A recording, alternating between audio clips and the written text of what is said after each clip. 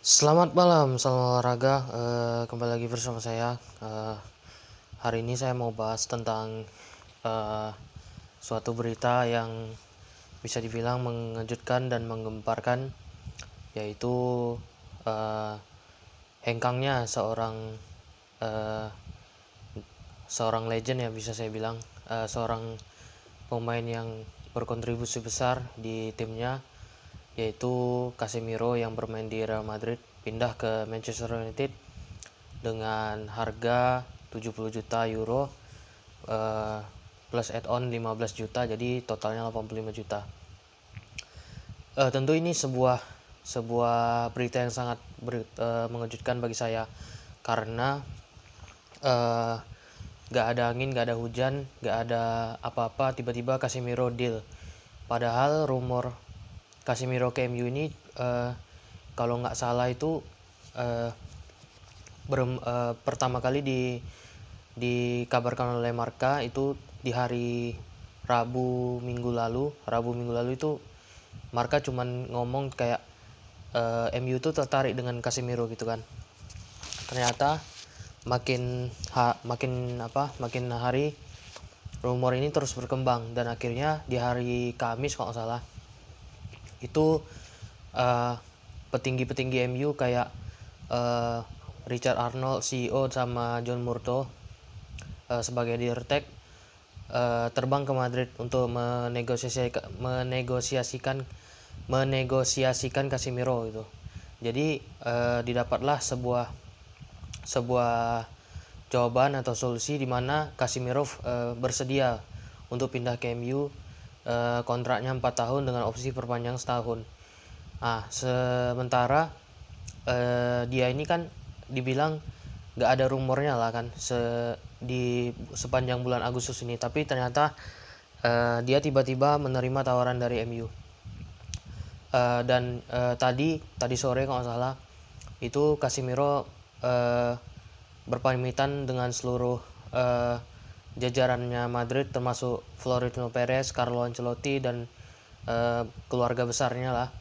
Cuma tadi itu cuma ada dua pemain Madrid yang datang, yaitu Valverde sama Odriozola, yang lain nggak datang. Jadi nggak datangnya mereka itu bukan karena mereka nggak menghargai Casemiro, bukan, tapi karena mereka itu dikasih jatah libur sama Ancelotti karena Madrid kan kemarin baru main lawan Celta ya, minggu dini hari. Jadi mereka libur 2 hari, hari Minggu sama Seninnya. Jadi mereka besok latihan lagi, dan karena mereka minggu depan mau main lagi lawan Espanyol di hari Senin kalau salah, Senin dini hari. Jadi pemain dikasih jatah libur.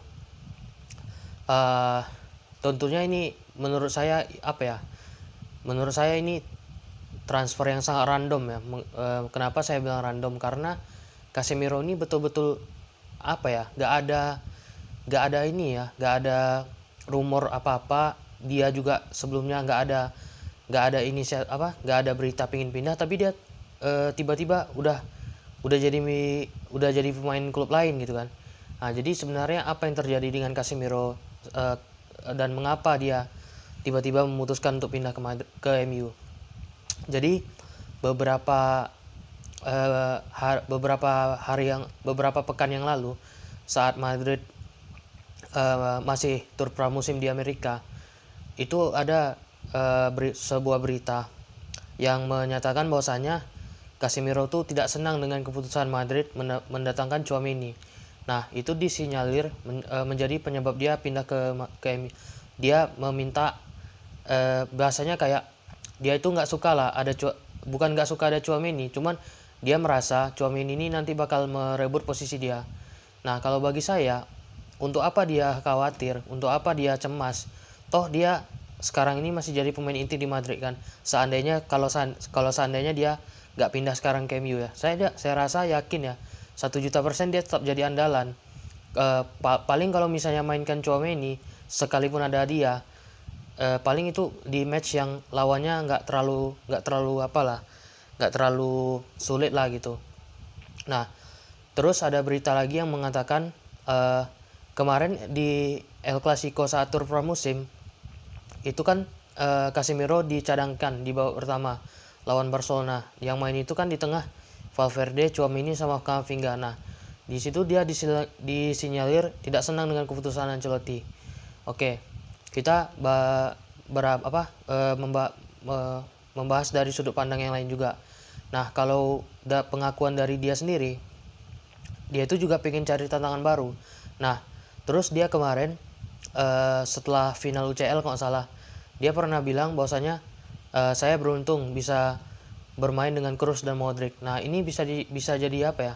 Bisa jadi sinyal lah kepergian dia itu akan nyata gitu di Madrid itu. Jadi karena dia udah ngomong seperti itu, fans tuh jadinya menilai bahwasanya dia akan cabut dari Madrid, dan ternyata jadi kenyataan. Rabu kemarin beritanya keluar, Jumat dia itu udah resmi gitu, udah here we go lah dari Fabrizio Romano.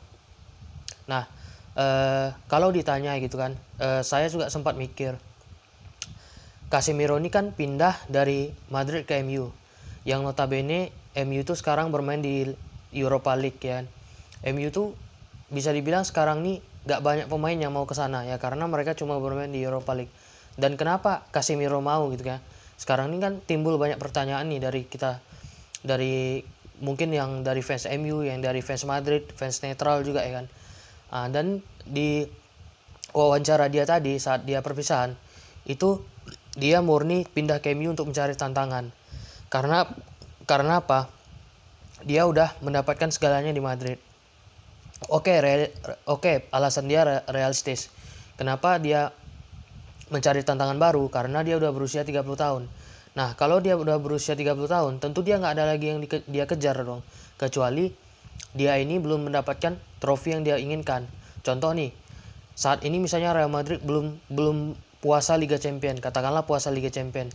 Terus Casemiro bermimpi, saya akan memenangkan Liga Champions dulu, baru saya misalnya pindah dari Madrid. Oke, berarti dia akan membuktikan omongannya dengan menjuarai Liga Champions. Dan sekarang malahan jumlah Liga Champions untuk dirinya sendiri itu lebih banyak daripada MU gitu ya. Bukan saya bukan saya merendahkan MU, bukan, tapi ya begitulah kenyataannya gitu kan. Dan kalau dibilang pindah dia ke MU, ya menurut saya itu MU bukan klub jelek, jujur, bukan klub jelek, bukan klub yang sekarang ini dipandang sebelah mata. Sebenarnya MU itu adalah klub hebat, klub terbaik lah di Inggris. Ya cuman pamor MU itu sekarang menurun gitu, karena MU udah nggak ada prestasi sejak 2017 gitu kan, sejak juara Liga Eropa. Nah, ketika Casemiro memutuskan ke sana, tentu dia punya satu impian dong.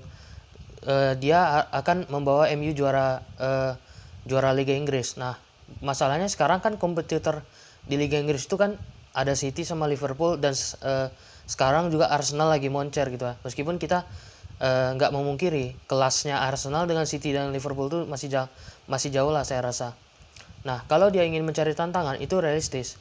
Nah, kabarnya gaji Casemiro ini ternyata sekarang yang di Madrid itu akan dinaikkan MU 2 kali lipat. Nah, menurut saya yaitu kalau dia memang pindahnya karena tantangan dan bukan karena uang, ya saya rasa kepindahannya bisa diterima oleh fans.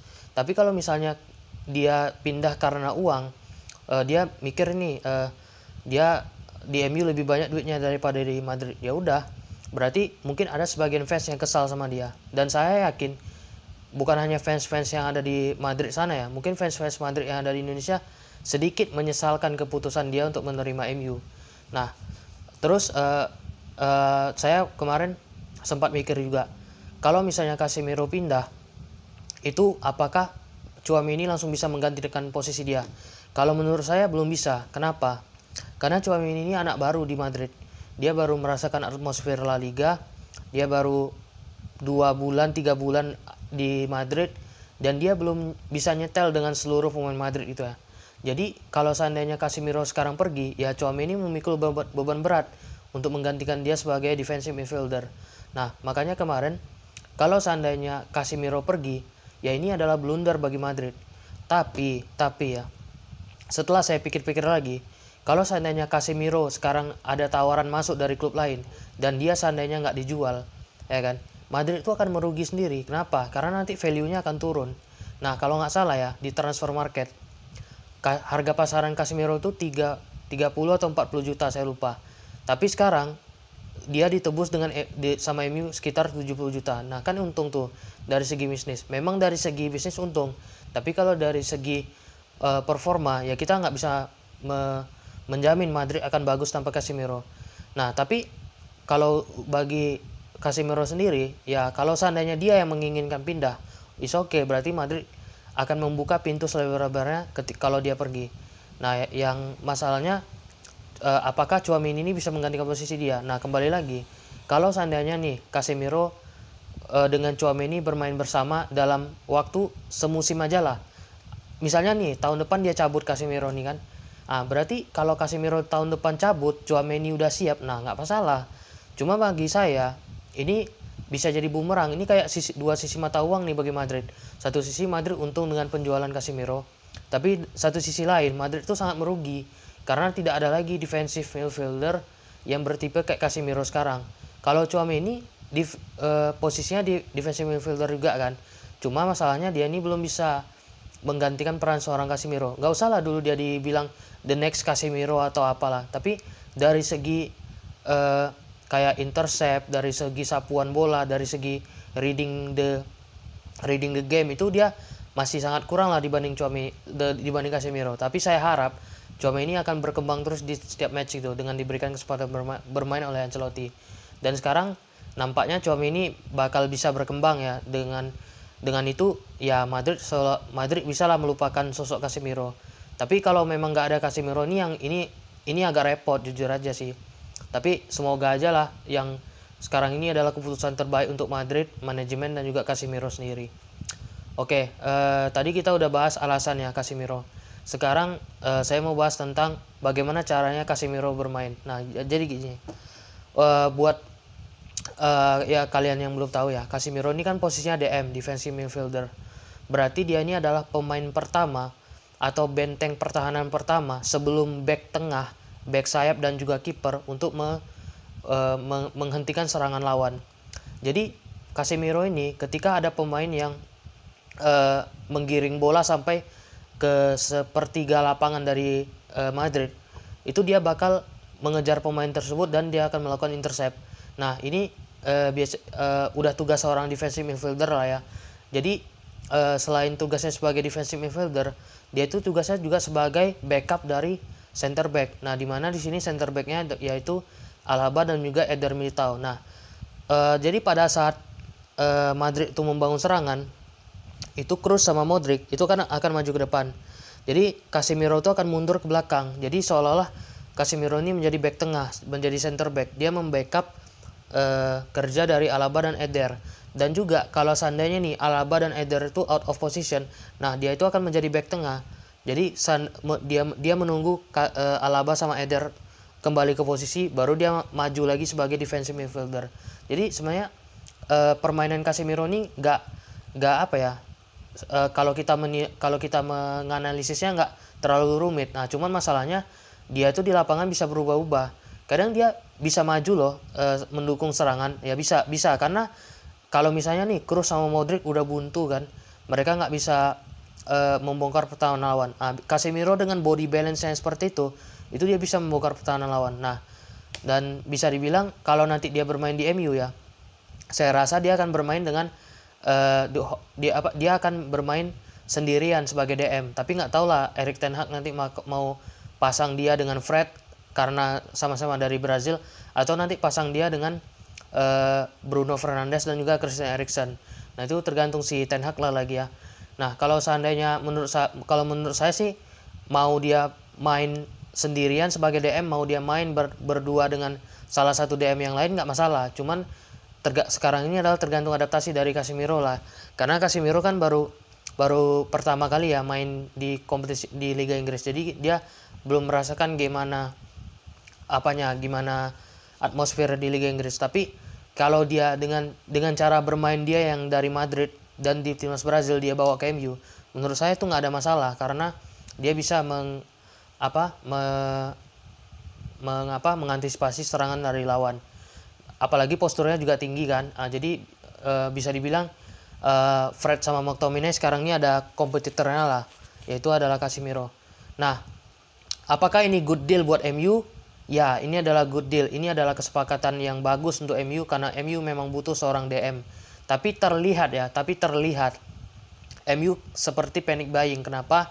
Meskipun bursa transfer masih seminggu lagi habis, tapi MU tidak MU ini baru cari CDM sekarang gitu.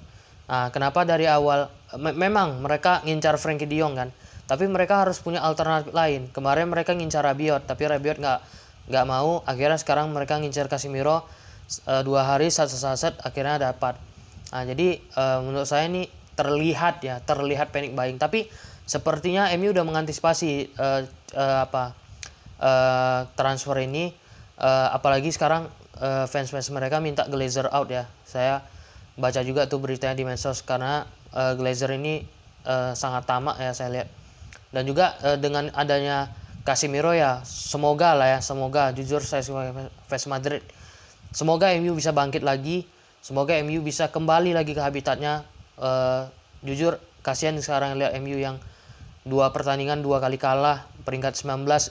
Itu untung aja West Ham kalah 3 kali itu, makanya mereka naik ke peringkat 19. Dan juga semoga Casemiro bisa sukses di MU, karena bisa dibilang ini tantangan yang besar bagi seorang Casemiro sendiri.